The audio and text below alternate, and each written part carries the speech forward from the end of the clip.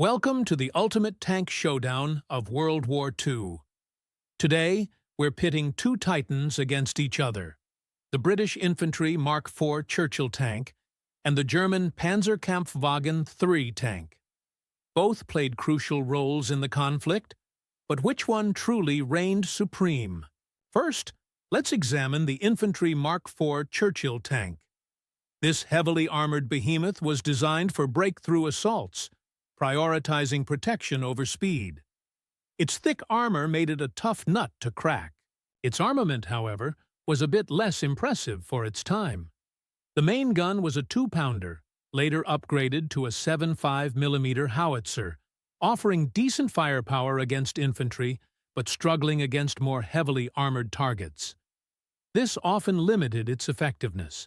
Now, let's turn our attention to its opponent. The Panzerkampfwagen III, or PZKPFW III. This German workhorse served as the backbone of the Panzer divisions in the early stages of World War II. It was faster and more maneuverable than the Churchill. Its initial armament consisted of a short-barreled 50-centimeter gun, which proved effective against lightly armored vehicles, but was less effective against more modern tanks later in the war. The PZKPFW III underwent several upgrades throughout the war, including improved guns and armor. This adaptability helped to extend its service life and overall battlefield effectiveness. But did these upgrades make it superior?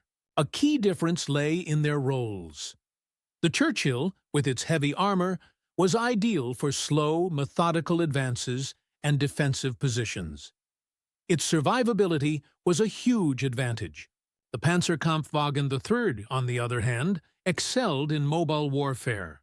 Its speed and maneuverability allowed for rapid flanking maneuvers and exploitation of breakthroughs. This was critical in the blitzkrieg tactics. Comparing their performance, we see that the Churchill proved resilient against enemy fire, but often lacked the firepower to effectively engage heavier armor. Its slow speed made it a vulnerable target in open battle. The PZKPFW III, while possessing superior mobility, suffered from relatively thin armor, making it vulnerable to higher-caliber anti-tank guns. Later versions addressed this, but early models were easily destroyed. Both tanks had their strengths and weaknesses. The Churchill excelled in defensive roles and close-quarters combat, leveraging its thick armor.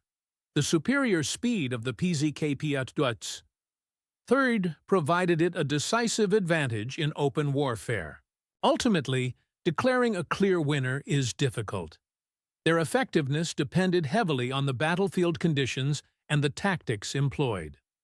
The Churchill's strength was in attrition, while the PZKPFW III excelled in speed and maneuverability. The Churchill's role was often supporting infantry assaults and holding crucial defensive lines. Its reliability and survivability were critical to its success.